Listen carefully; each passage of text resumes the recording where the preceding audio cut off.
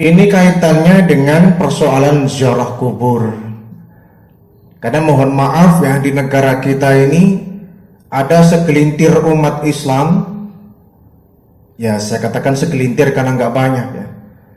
Segelintir umat Islam yang mereka dengan tegas mengatakan bahwa ziarah kubur, mendatangi makam para wali, para ulama itu perbuatan syirik katanya. Berarti orangnya musyrik gitu. Ya silakan kalau memang itu pendapatnya ya. Semua orang boleh berargumen asalkan memiliki dasar hukum yang jelas.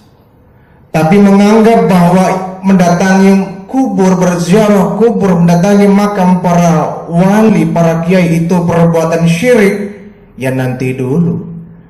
Kita harus bisa melihat masalah ini lebih dekat. Jangan dipukul rata. Tidak semua orang yang ziarah kubur kemudian berbuat syirik di sana. Tidak semua orang yang mendatangi makam para wali, para ulama mereka berbuat syirik, nanti dulu. Tergantung orangnya. Nabi juga mengajarkan innamal a'malu binniyat. Setiap amal itu tergantung dari niatnya. Niatnya apa? Wa innama likulli imri'in ma nawa. Orang pun akan mendapatkan hasil daripada ibadah yang ia lakukan, amal yang ia lakukan pun bergantung kepada niatnya. Niatnya apa di sana? Di asbabul wurud dari hadis ini ya, itu dulu ketika Rasulullah SAW melakukan hijrah ya, dengan para sahabat dari Mekah ke Madinah. Banyak para sahabat dari orang-orang Mekah yang disebut dengan muhajirin ya, yang mereka kemudian ikut hijrah bersama Rasul ke Madinah. Kemudian Nabi mengatakan innamal a'malu binniyah. Tergantung semua niatnya apa. Yang mereka hijrah ke Madinah niatnya ingin mencari pekerjaan, dia dapat pekerjaan di Madinah. Yang dia pindah dari Mekah ke Madinah niatnya ingin mencari saudara, dia dapat saudara di sana. Yang hijrah niatnya ingin mencari istri, dapat istri di sana. Yang hijrah niatnya ingin ridha Allah, mengharapkan ridha Allah, dia pun mendapatkan ridha Allah. Wa innamal likulli imri'in ma nawa. Semua hasil dari ibadah kita dikembalikan dengan niat kita awalnya.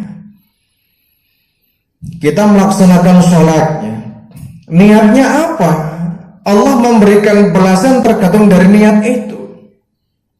Kalau kita sholat niatnya ingin dipuji orang, mungkin kita dapat pujian orang.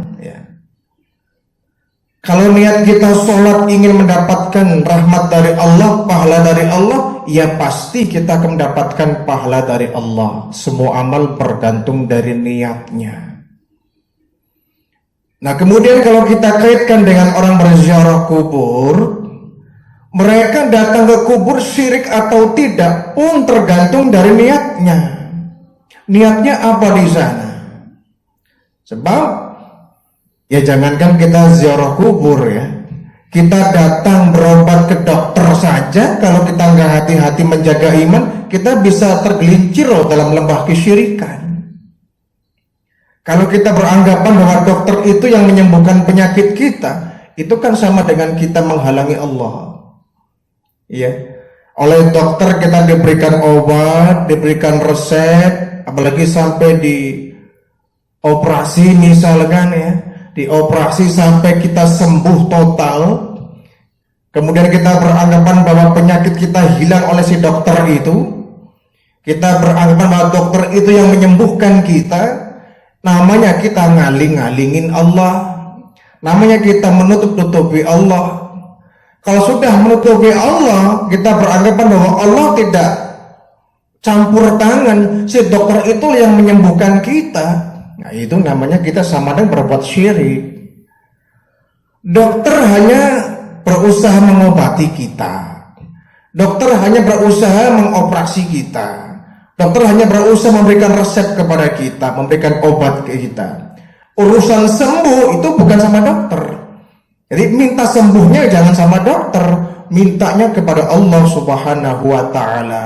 Dokter yang berikhtiar, tetapi tetap kita minta tolongnya, minta sembuhnya kepada Allah Subhanahu wa taala. Kalau kemudian kita beranggapan bahwa dokter itu telah berjasa kepada kita yang menyembuhkan penyakit kita dan kita melupakan Allah, kita nutupi Allah, ya sama dengan kita syirik. Kita minta tolong kepada makhluk ya selain dari Allah Subhanahu wa taala. Jadi dokter yang baik dia akan mengatakan, "Bapak, Ibu, kami hanya berusaha mengobati Bapak, memberikan resep ya. Adapun minta sembuhnya jangan ke saya ya. Minta sembuhnya kepada Allah Subhanahu wa taala. Saya hanya menjalankan yang namanya syariat ya. Menjalankan syariat. Sembuh datangnya dari Allah, maka minta sembuhnya kepada Allah, jangan ke saya." Itu dokter yang baik. Dengan begitu kita akan terselamatkan dari yang namanya sifat kesyirikan. Nah, kemudian masalahnya dengan ziarah kubur ini yang banyak dinegatifkan oleh kelompok tertentu ya. Kita kembalikan niat orang yang datang ke kubur itu apa? Dia datang ke makam itu niatnya apa? Ini yang orang bisa memonten dia syirik atau tidak dilihat dari niat awalnya. Kalau dia datang ke kuburan niatnya ingin minta kepada sang ahli kubur ya, berdialog seakan-akan dia masih hidup, minta tolong, minta bantuan, minta didoakan. Mintanya bukan kepada Allah tapi kepada sang ahli kubur. Iya, ini syirik jelas. Syirik ya. Makanya kita saat berziarah kubur luruskan niat kita. Luruskan niat kita. Nah, paling tidak ya ada 3 niat yang harus kita bawa saat kita mau ziarah kubur ya. Apa? Pertama, niatkan ziarah kubur sebagai ibadah ya. Kok ibadah? Karena kita mengikuti anjuran dari Rasulullah Sallallahu Alaihi Wasallam. Artinya kita mengikuti sunnah Nabi. Sebab dalam satu hadis Nabi mengatakan, "Kuntu nahaitukum an ziyaratil kubur fazuruha," kata Nabi. Dulu aku pernah melarangmu untuk berziarah kubur. Adapun sekarang kau ingin berziarah kubur, berziarahlah engkau. Sini ada kata-kata nahaitukum ya. Dulu pernah aku larang kalian. Ini menunjukkan bahwa dulu ketika kondisi iman para sahabat ini belum kuat, masih lemah, masih butuh bimbingan dari Rasulullah, masih lemah, khawatir mereka kalau pergi ke kubur mereka salah arti, kemudian meminta kepada sang ahli kubur. Itu misalnya Nabi melarang, nahaitukum, aku larang kalian. Nah, ketika kondisi iman para sahabat sudah kuat ya, fazuruha kata Nabi. Nabi nggak begitu khawatir karena sudah merasa imannya kuat, fazuruha. Adapun sekarang kalau kau ingin ziarah kubur, ziarahlah kamu. Ini kan anjuran dari Rasulullah. Artinya apa? Ini sunnah Rasul ya. Faman raghiba an sunnati falaysa minni, kata Nabi. Orang yang tidak mau melaksanakan sunnahku, laisa minni, dia bukan termasuk golongan umatku.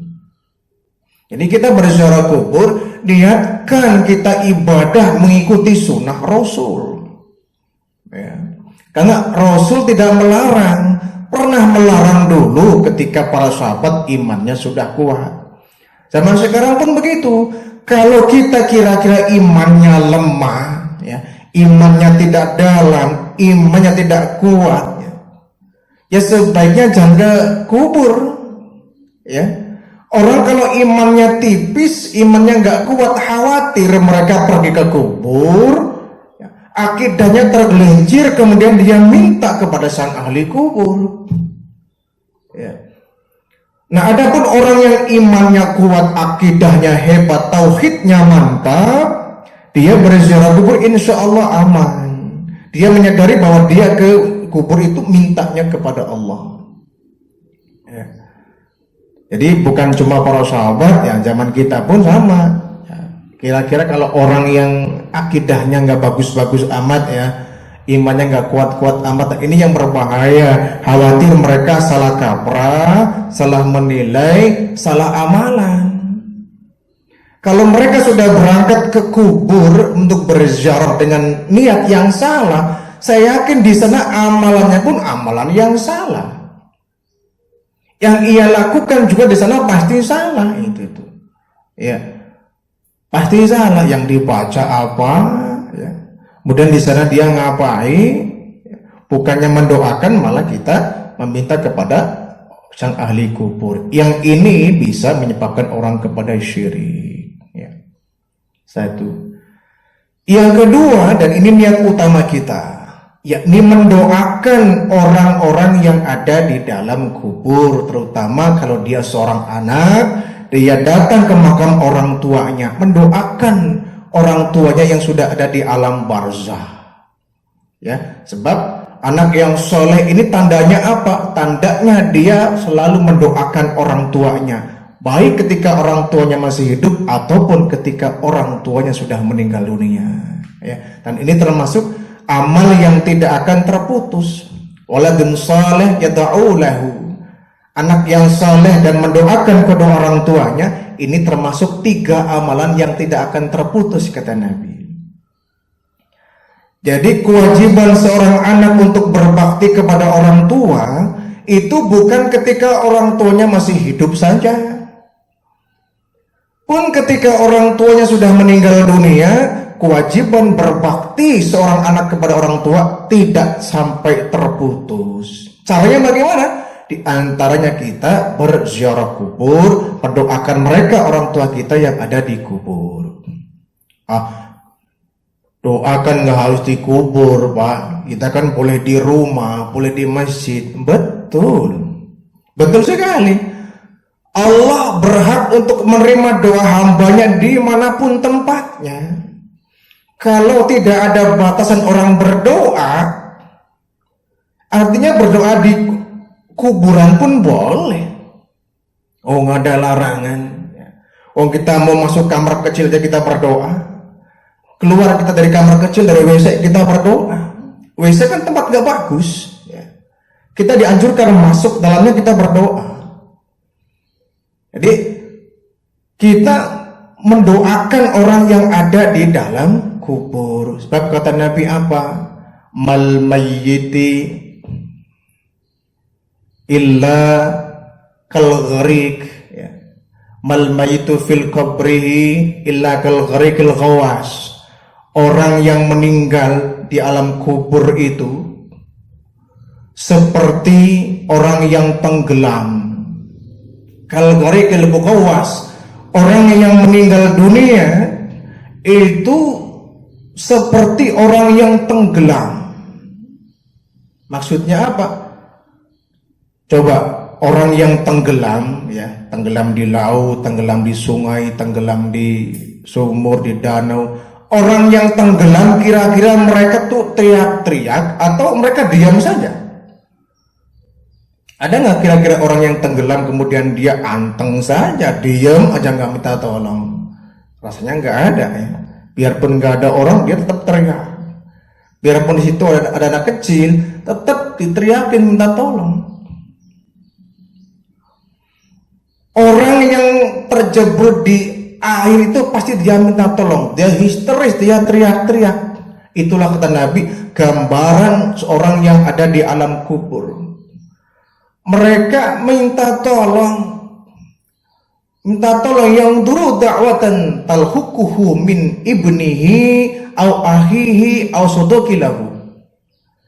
Mereka minta tolong kepada anaknya, saudaranya, teman-temannya, dakwatan, menunggu doa dari mereka, menunggu doa dari anak-anaknya, saudaranya, bahkan teman-temannya. Orang yang mati di alam kubur, mereka setiap hari, tiap detik nunggu doa dari kita. Kejam sekali kalau ada seorang anak yang memiliki orang tuanya sudah meninggal, mereka melupakan, gak mau berdoa. Ah, nggak akan nyampe Pak Ustadz, nggak mungkin kita doain mereka nyampe, itu nggak ada dasar hukumnya. Kalau doa kita untuk mereka nggak nyampe, Nabi nggak mengajarkan. Kalau kita mendoakan orang yang sudah mati, itu nggak nyampe doa kita, ya nggak usah ada namanya sholat jenazah ya. Kita sholat jenazah itu kan mendoakan orang yang meninggal itu. Oh, nggak bakal nyampe, nggak mungkin nyampe. Nabi nggak bakal mengajarkan begitu.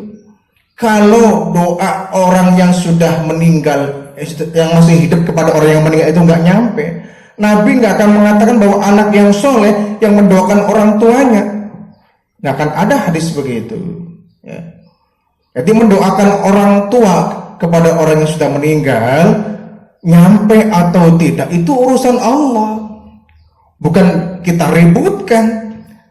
Nyampe nggak nyampe itu haknya Allah, dan Allah sangat berhak sekali untuk menerima doa kita, menerima doa siapa saja ya.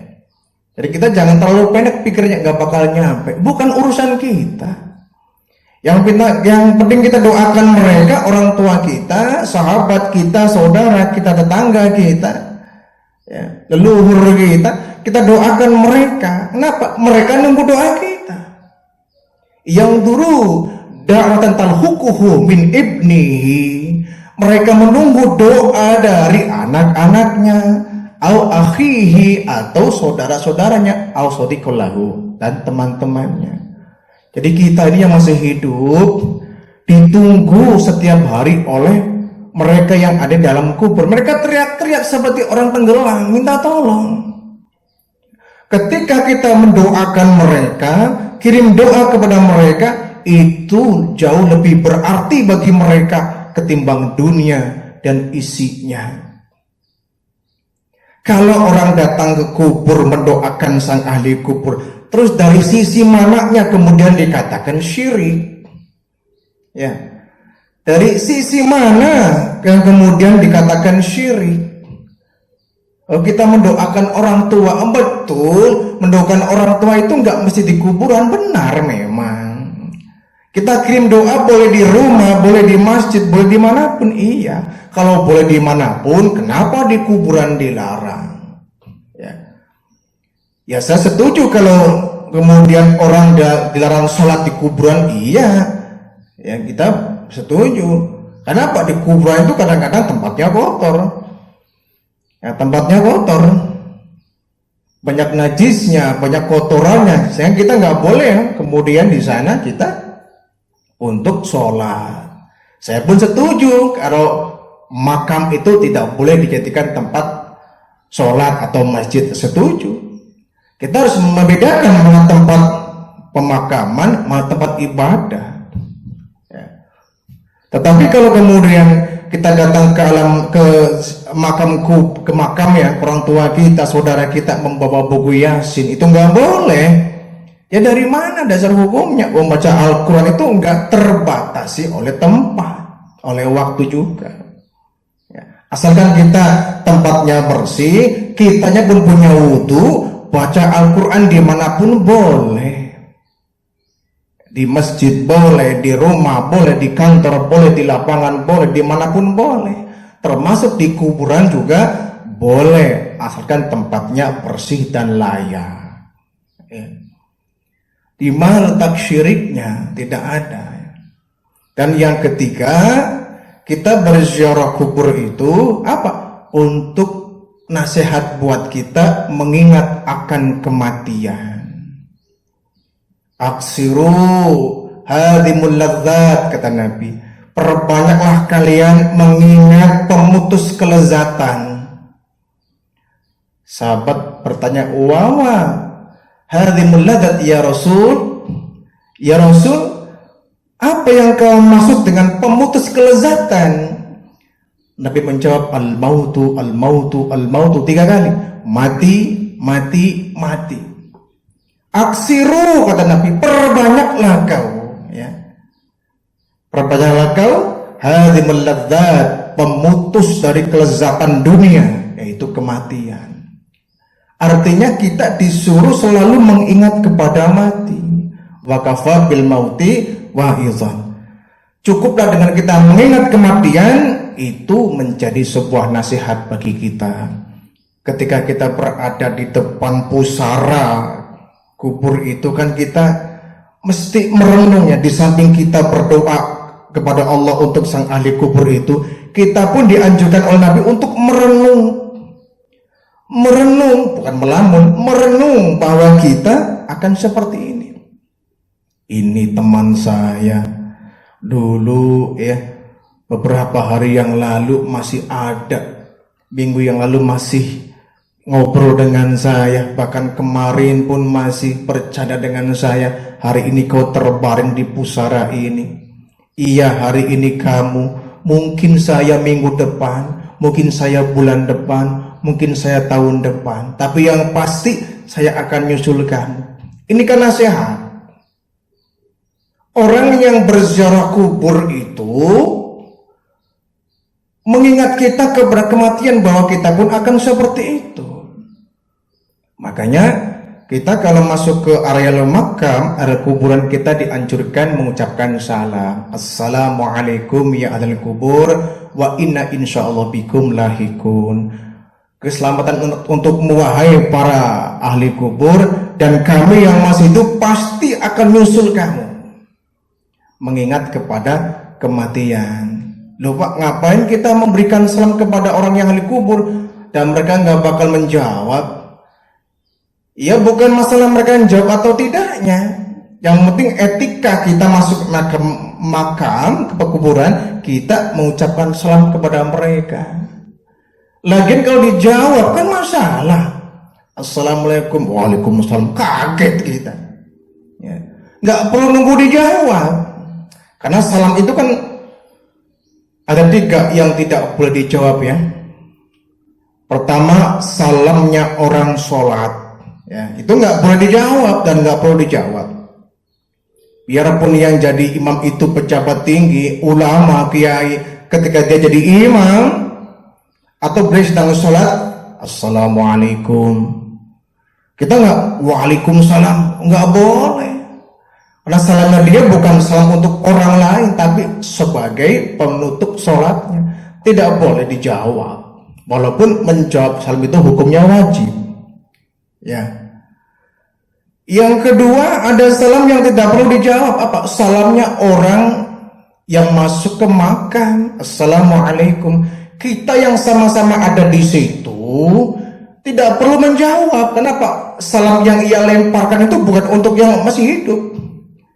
Assalamualaikum ya ahlal kubur. Kita yang mendengar, dia nggak usah waalaikumsalam, nggak usah. Berarti kitanya orang sudah mati. Salamnya dia untuk orang yang sudah mati, tak perlu dijawab. Ya. Yang ketiga, salamnya orang yang di luar agama kita. Ya.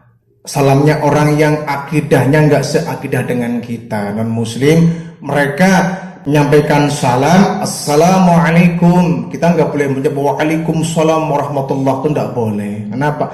Mendoakan orang yang beda akidah itu hukumnya haram. Ya. Sebagaimana Rasulullah ditegur oleh Allah ketika Nabi mendoakan pamannya ketika meninggal dunia ya, Abu Thalib. Walaupun Abu Thalib itu pahlawannya Rasulullah itu ya. Walaupun beliau sampai meninggalnya nggak sampai mengucapkan syahadat, tapi Abu Thalib itu pahlawannya Rasulullah itu. Paman sekaligus pembela nomor 1 Rasulullah itu. Sehingga Nabi sedih ketika Abu Thalib sampai mengembuskan nafas terakhirnya. Beliau nggak sampai mengucapkan 2 kalimat syahadat. Sebagai bentuk dari sayangnya Rasul kepada pamannya, beliau doakan, mintakan ampun kepada Allah untuk pamannya. Allah tegur, Muhammad, pamanmu tidak usah kamu doakan, gak pantas kamu mendoakan dia, orang yang gak seakidah denganmu. Jadi kita ada saudara kita, tetangga kita yang non muslim, dia mengucapkan salam, assalamualaikum warahmatullahi wabarakatuh. Kalau terpaksa kita karena gak enak, masa gak dijawab, Pak, nanti sombong dikiranya. Kalau terpaksa mau dijawab, ya cukup waalaikum saja. Assalamualaikum, waalaikum itu. Jangan waalaikumsalam. Kita nggak boleh mendoakan dia kepada keselamatan, karena akidahnya sudah menyimpang dari akidah kita. Ya. Jadi masuk ke liang kubur, assalamualaikum ya ahlal kubur. Kita doakan mereka orang yang dalam kubur, keselamatan atasmu, wa inna insyaallahu bikum lahikun. Aku pun yang masih hidup pasti akan nyusul kalian. Ingat kepada mati. Efeknya apa? Orang yang ingat kepada mati tentu berbeda tindak tanduknya dibanding orang yang sama sekali nggak ingat mati. Ya. Orang yang ingat mati ada semacam tindakan yang apik ya. Tindakannya selalu positif ya. Akan ada perubahan-perubahan dari yang jelek menjadi bagus, dari yang bagus menjadi semakin bagus. Itu kalau orang yang ingat mati ya. Tapi kalau orang yang nggak ingat mati, tindakannya semrawut, tindakannya ugal-ugalan, perbuatannya nggak difilter lagi, nggak disaring lagi, apapun dia lakukan. Kalau dia pejabat, ambil yang merasa dia ambil, nggak peduli itu hak orang. Mentang-mentang dia seorang yang punya pangkat tinggi, kerusak-kerusuk, serakah, apa yang diambil pun diambil. Ini orang yang nggak ingat mati itu. Kalau dia kaya, pelitnya, naudzubillah, sombongnya luar biasa. Orang yang nggak ingat mati itu. Ya. Orang kaya yang nggak ingat mati itu korun tuh contohnya. Orang kaya nggak ingat mati, korun. Maka orang kaya di zaman sekarang yang mereka lupa dengan kematian itu anak buahnya korun itu. Ya. Anak buahnya korun. Orang yang jadi pejabat tinggi lupa dengan kematian, Firaun itu tuh, Namrud itu. Jadi sekarang pun banyak tuh, ya Firaun model baru, Namrud zaman sekarang tuh banyak yang mereka berkuasa, kemudian serakah luar biasa, nggak ingat kepada rakyat yang memilih, dia nggak peduli rakyat pun miskin, yang penting dia ningkring jadi orang yang basah. Jadi orang yang makmur, lupa kepada kematian. Ketika dia mati masuk ke liang kubur baru merasakan betapa penyesalan itu tidak akan ada artinya. Dengan kita mengingat kematian akan menjadi nasihat bagi kita agar kita selalu memperbaiki diri yang kira-kira ibadahnya masih tipis-tipis, ibadahnya masih sambil lalu, ibadahnya belum bagus. Ketika ingat mati, segera perbaiki apa yang kurang dalam ibadah kita. Sholatnya mungkin kita masih bolong-bolong ya. Lengkapi minimal 5 kali dalam sehari semalam ya. Kalau sunnahnya belum bisa dikerjakan, minimal yang wajib-wajibnya dikerjakan. Sunnah puasa yang sunnah barangkali nggak mampu, minimal yang wajibnya Ramadan kita kerjakan sampai 30 hari ya. Bicaralah dengan diri sendiri bahwa saya nggak akan selamanya di dunia ini. Ada orang yang mohon maaf ya sudah tua, dia masih bandel nggak mau ibadah. Ingat mati sih ingat mati. Kalau memang selalu saya mah udah tua, sebentar lagi juga mati. Sadar kepada kematian, tapi nggak ada ikhtiar usaha untuk mempersiapkan diri membawa bekal kematian. Ini juga lucu orang seperti ini ya, konyol. Kalau dia ingat mati, segera perbaiki diri, kan begitu. Kadang ada juga orang yang kerjaannya tukang gali kubur itu ya. Orang yang kerjaannya tukang gali kubur. Kadang-kadang dia yang gali kubur, dia yang meletakkan di kubur jenazahnya, tapi sepulang itu dia nggak mau sholat, nggak mau ibadah. Berarti apa? Tidak menjadikan itu sebagai nasihat. Orang mukmin yang baik, dia akan menjadikan semua yang dia lihat sebagai nasihat. Bahkan tubuh kita ini kan juga bisa dijadikan nasihat untuk kita. Ya, kalau kita merenung, perubahan yang ada dalam anatomi tubuh kita bisa menjadi sebuah nasihat ya. Rambut kita yang dulu hitam ikal berderai, indah luar biasa, hitam legam, sekarang sudah putih, ya, sudah muncul yang putih-putihnya. Itu kan nasihat. Artinya apa?